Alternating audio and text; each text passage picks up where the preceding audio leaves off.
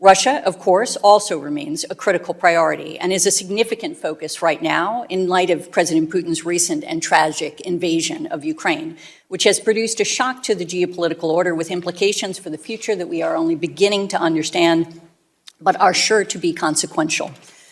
What is unclear at this stage is whether Russia will continue to pursue a maximalist plan to capture all or most of Ukraine, which we assess would require more resources, even as the Russian military has begun to loosen its rules of engagements to achieve their military objectives. And if they pursue the maximalist plan, we judge it will be especially challenging for the Russians to hold and control Ukrainian territory and install a sustainable pro-Russian regime in Kyiv in the face of what we assess is likely to be a persistent and significant insurgency. So he's gone to war, I think, on the basis, Mr. Chairman, of a number of assumptions which led him to believe that Russia faced a favorable landscape for the use of force against Ukraine this winter. He's been proven wrong on every count.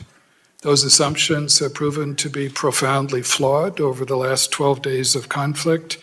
President Zelensky, as you mentioned, Mr. Chairman, as the ranking member mentioned, has risen to the moment and demonstrated courageous and remarkable leadership, and Ukrainians have resisted fiercely.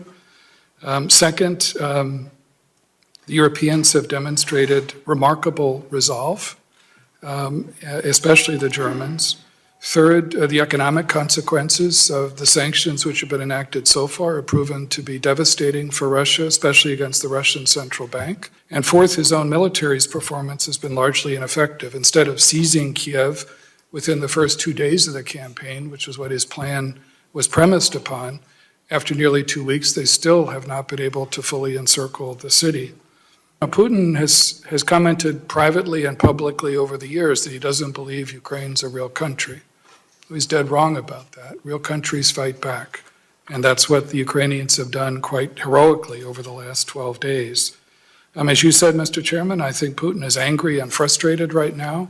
He's likely to double down and try to grind down the Ukrainian military with no regard for civilian casualties.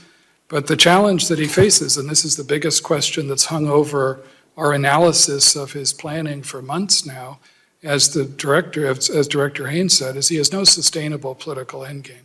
So let me start with a series of scenarios, Chairman. As we take a look at it, we're very, very focused on ransomware actors that might conduct attacks against our allies, our nation. Very, very focused on some type of cyber activity that's designed for perhaps Ukraine that spreads more broadly into other countries. Third is any type of attack that an adversary would conduct against an ally. And then finally, certainly our critical infrastructure. Those are really the areas that we look at so carefully. It's done with a series of partners. It's interagency partners. It's our partners that exist in the private sector. It's with, obviously, a series of partners that are allied as well. But those are the scenarios that we certainly walk our way through.